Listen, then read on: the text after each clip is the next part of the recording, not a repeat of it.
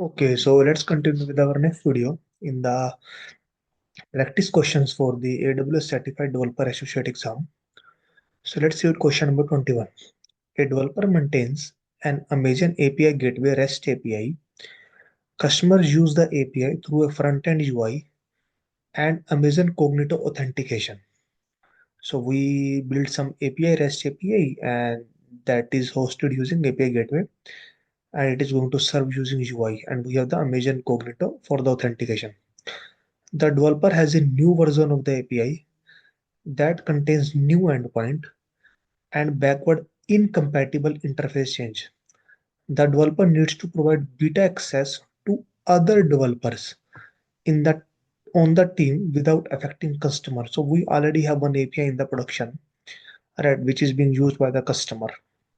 Now, from time to time, some new enhancement has been going on. So the developer created a new version of the API, right? And now developer wants to test that by providing the access to the developers, other developers. Which solution will meet this requirement with the least operational overhead? Define an environment stage on the API Gateway API. Instruct the other developer to point the endpoint to the development stage. This looks correct because within the API we can define some stage from the production stage.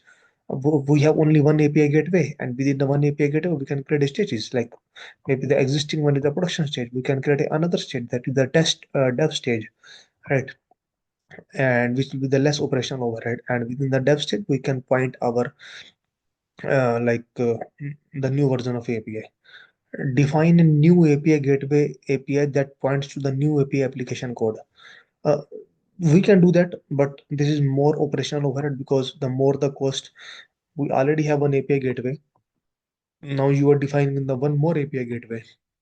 All right, so the more overhead cost, but there is no need because we can use you can use the same API gateway application, and within that we can define as stages. Implement a query parameter in the API application code that determines which code version to call. This looks even more complicated because you need to change the code, right? You need to deploy the code, and the existing customer also get impacted. Specify a new API gateway endpoint that the API endpoints that the developer wants to add. Specify new API gateway endpoints for the API endpoints. If you specify the new API gateway endpoint which the developer wants to add, then the existing customer is going to impact. So the A is the correct answer. Question number 22. A developer is creating an application that will store personal health information. So one application is storing personal health information.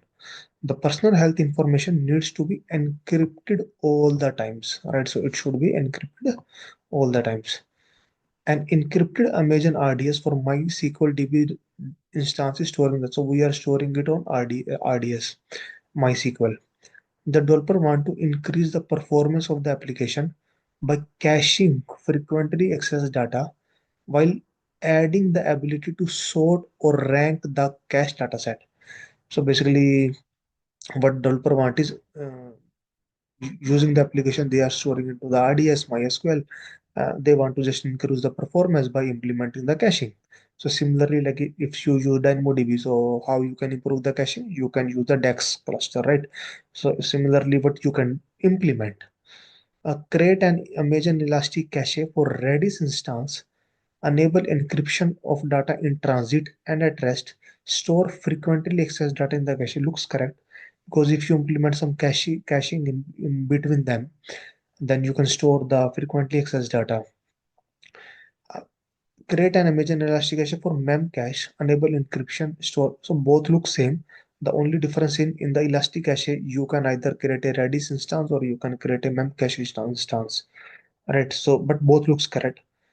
Create an Amazon RDS MySQL read replicas. If you create a read replicas, it is not going to increase your performance. Uh, it is going to increase your read performance, but not like a kind of a latency which they want because they want to implement the caching. It's not led to caching. Create a DynamoDB table. No, totally wrong. Like when we already storing into the MySQL, why should again store into the DynamoDB? Let's see one two. So in the Redis and Memcache, so generally out of Redis and Memcache, Redis is generally more preferred because Redis is more advanced. Redis support rich data structures. Memcache doesn't support a rich data structure. So A is the correct answer. Question number 23. A company has a multi-node Windows legacy application that runs on premises. So there is some application, and multi-node means like running on multiple computers, but on the on premises, right, in their local. The application use a network share folder on a centralized configuration repository to store configuration file in XML format. So when they are running their own premises data, their application on premises in their own like in company, but not on the cloud, and their servers, right? Their own servers, and they have some share folder which is being used by all these computer like multi-node. And in that network share folder, because in the Windows we have the network share drive, right? In the network share folder, we are storing some XML file. Okay. Now company migrate their application to EC2.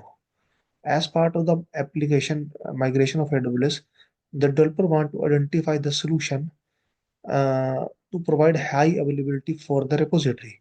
So basically, for the application, for this node, you migrate to the EC2. But what about the share folder? So developer wants which service on the AWS you are going to use similar to the network share folder.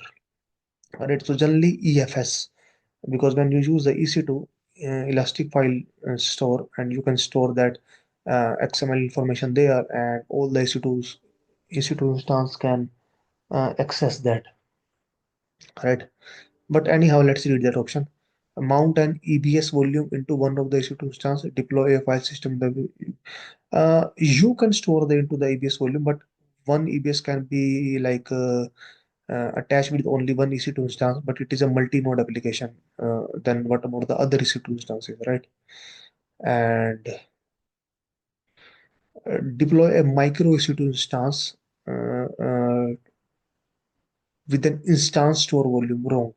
If you use the instance store volume, once the EC2 will be started or stopped, this information is going to be lost.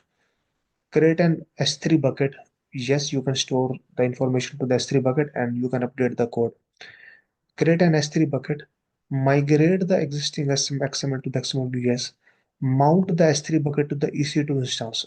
No, you don't need to mount to the EC2 instance. Even if you mount, it's very complicated. You have to use the external utilities, maybe S3 file system, something like that. And I'm not sure whether that is possible or not, but maybe if it is possible, then you have to use the external utilities. Rather than better, you can modify the application code. So EFS option is not there. Then the next best option is the S3 bucket. C is the correct answer. Question number 24. A company wants to deploy and maintain static website on AWS. Right. So static website. So generally static website we host on S3 bucket, right? Each website source code is hosted in one of the several version control system. So there are so many website, right? So if there are so many website, if you host on S3, then there will be so many S3 bucket, right?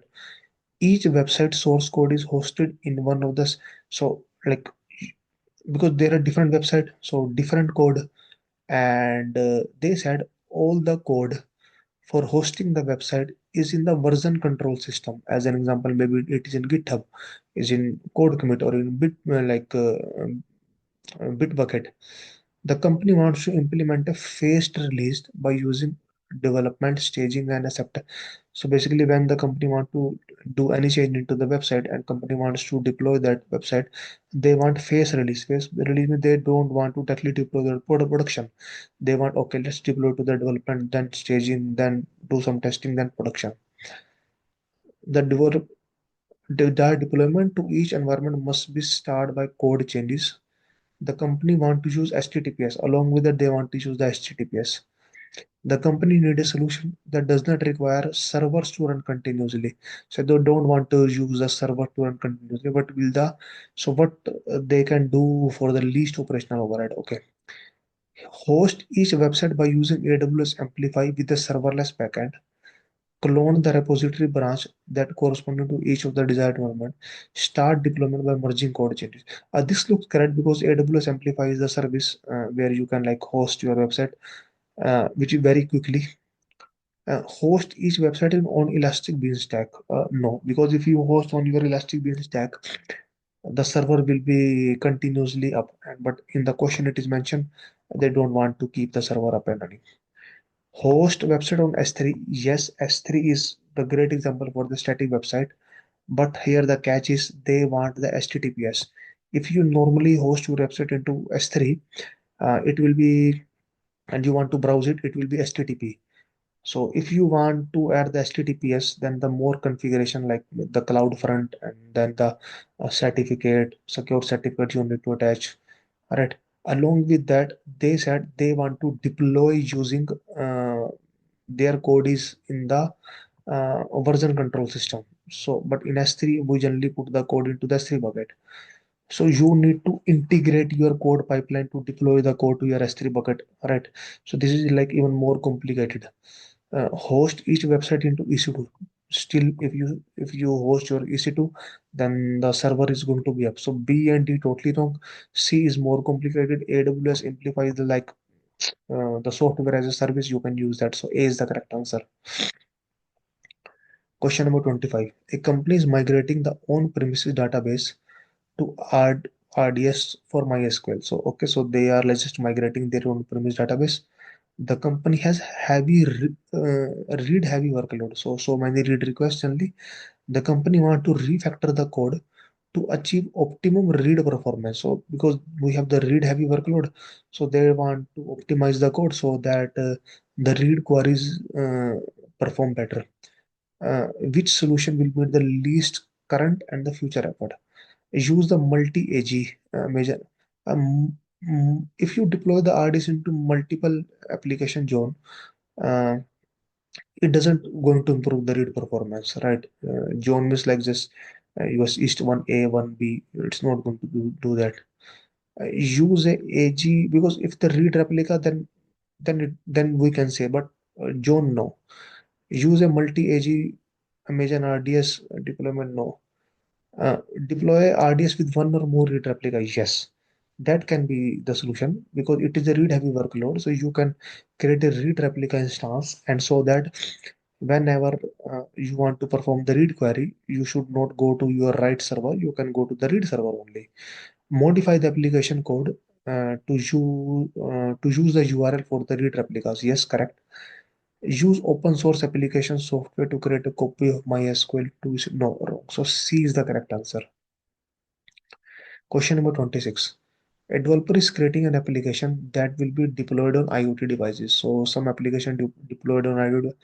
The application will send data to RESTful API that is deployed on an AWS Lambda function. So we have the Lambda function, and but before the Lambda function we have the RESTful API. Okay, okay, it's not API gateway, just a, like we are calling the Lambda function. The application will assign each API request a unique identifier.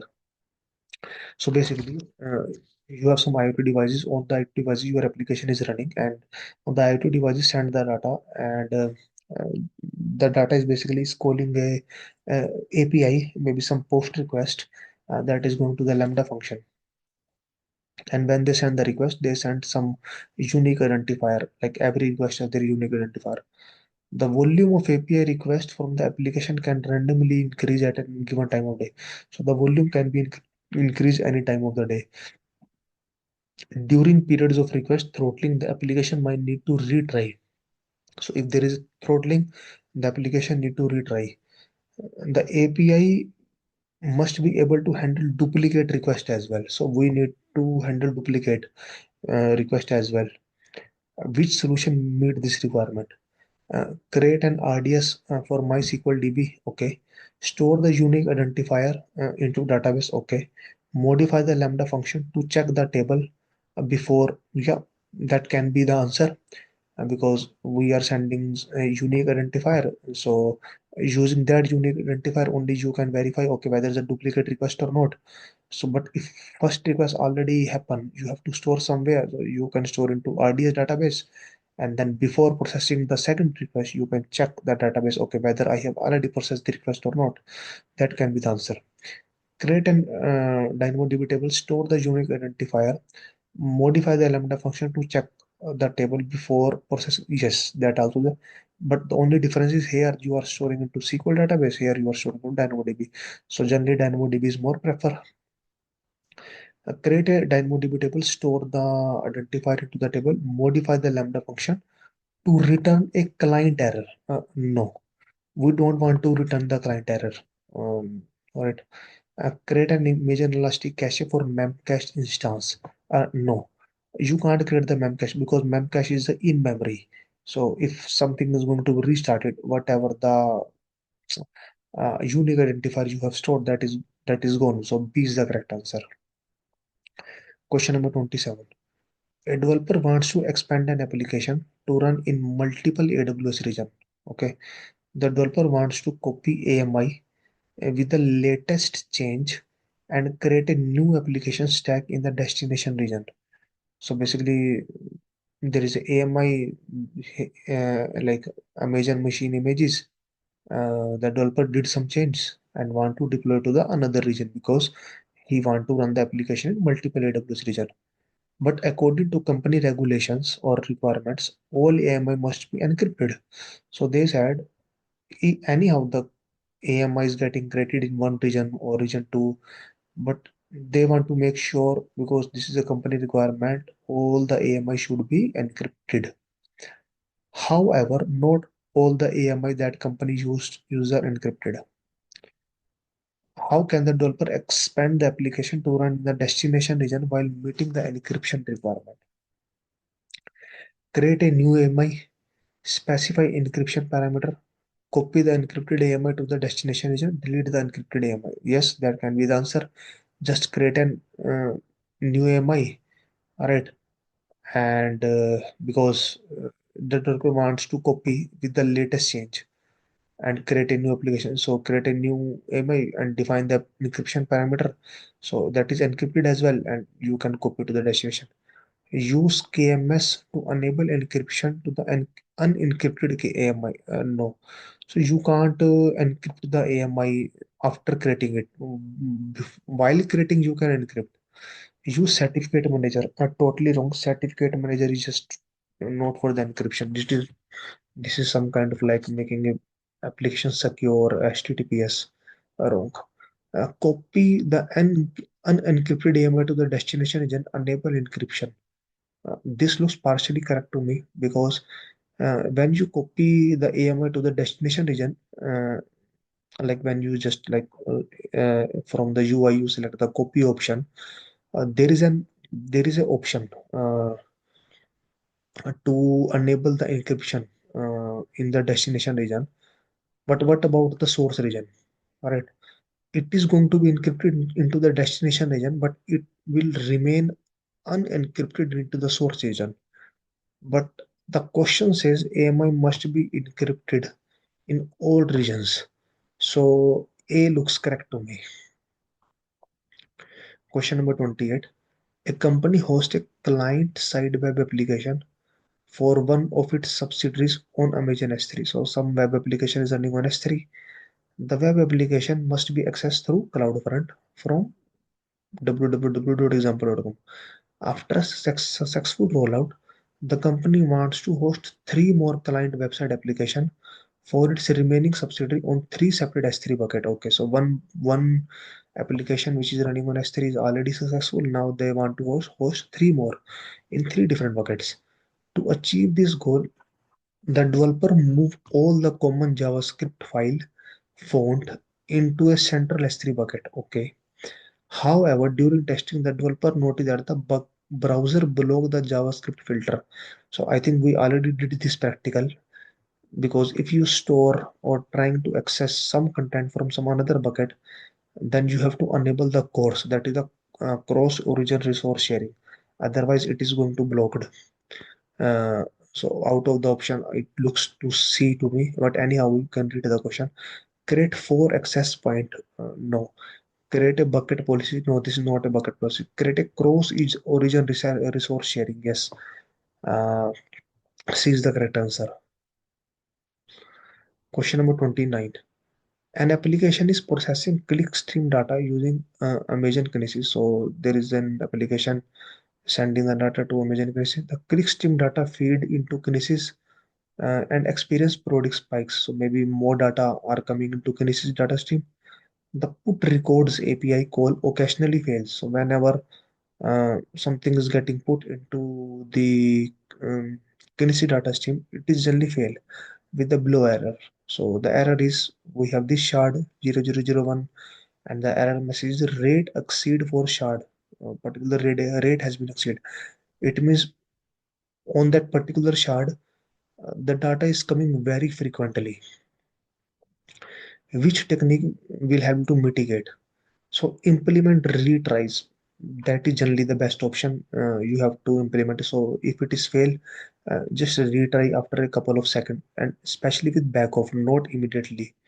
Because if you again try to hit immediately, then this situation even become more worse because you are hitting the rate exceed. Maybe like you have limit, okay, within a minute you can hit only 10 requests, but within a minute you can hit 20 requests. Use a put record API instead of put records. No, put record will going to put just one record, and put records many records in the same time. So if you use B, it is going to even more worse because um, the issue is within a 1 minute you are hitting 10 requests. But if you hit within a one request, you can insert many record, then it will be better. Because if you use just one record for one API, then maybe so many API you need to hit. Right. So if you hit more API, the more provision throughput error. So A is the correct answer. Reduce the frequency and size of the request. Yes, we can reduce the frequency. Use Amazon SNS. No. Reduce the number of KCL consumer. No, it's not something related to the consumer, it's related to the producer. So A and C looks correct to me. Question number 30.